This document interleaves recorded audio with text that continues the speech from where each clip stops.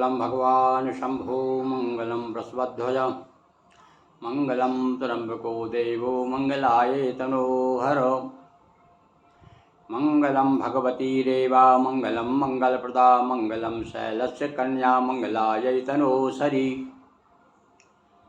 ओम नमः शिवाय ओम नमः शिवाय ओम नमः शिवाय ओम नमः शिवाय ओम नमः शिवाय ओम नमः शिवाय ओम नमः शिवाय ओम नमः शिवाय।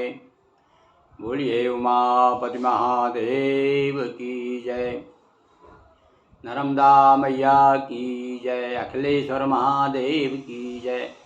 श्री सेवाश्रम नर्मदा मंदिरम से आप अनेक दिनों से शिव पुराण कथा सुन रहे हैं।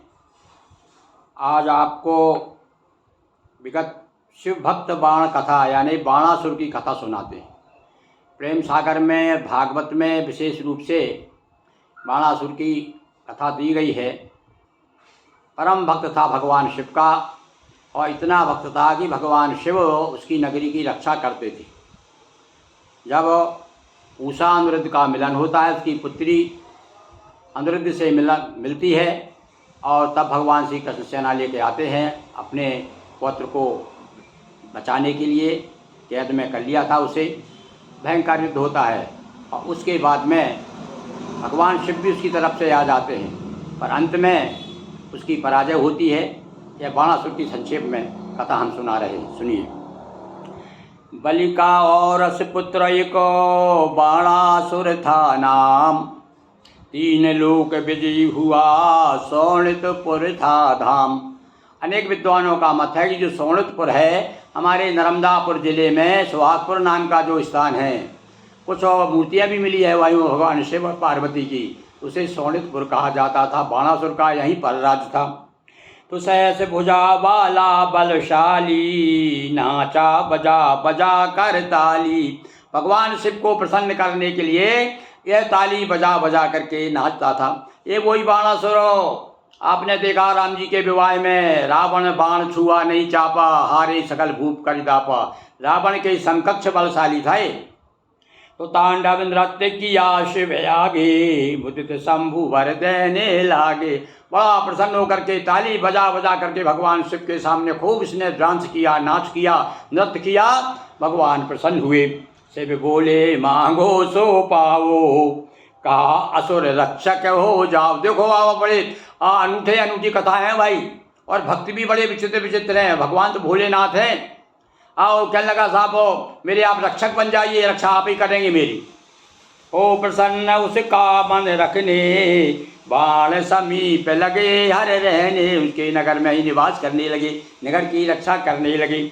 एक दिवस बाणासुर बोला, निज घमंड का घटियों खोला।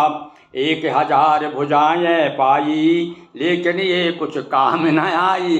हे भगवान भोलेनाथ, आपने मुझे 1000 भुजाएं दी हैं, पर इनसे सामने किससे टक्कर लूँ मैं? मेरे समान बलशाली कोई है ही नहीं, मेरी भुजाओं में खुजान चल रही है। आप इसका उपाय बताइए। बड़े बड़े योद्धा अभिमानी और रहे मांगते मुझसे पानी। जो भी मेरे सामने आता है सरेंडर हो जाता है। अब किससे लड़ूं, कहाँ जाऊं? अब मुझसा वीर मिलेगा प्रभु कब? अरे मेरे समान कोई वीर हो बताइए, आप कहीं हो तो मैं इसमें खोज में हूँ। शिव ने कहा अरे अभिमानी, बात कर रहा जो अज्ञानी। भगवान समझा रहा, अरे मूर्खो तू बड़ा अज्ञानी है, तुझे मैंने बल क्या दे दिया तो तू अपने आप को 30 मार का समझने लगा। अरे करता हूँ तेरा उपचारा, चूर घमंड पूरा हो सारा। तेरा घमंड तो अब मैं गिराऊंगा। और भगवान तो भैया अभिमान नहीं रहने देते भक्तों का। अब क्या किया भगवान ने? ध्वज जो शास्त्रागार भवन पर गिरे स्वयं जिस दिन पृथ्वी पर।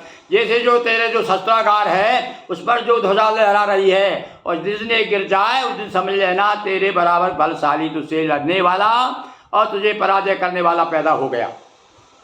तब होगा तेरा मन चाहा लेना, तब भुज सागर था। तब तुझे अपने भुजाओं रूपी समुद्र की थाह मिलेगी, तब तुझे तेरा दिमाग ठंडा होगा।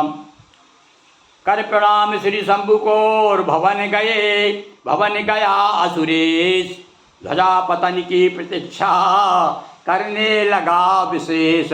उमापति महादेव की जय। हर हर महादेव शंभो।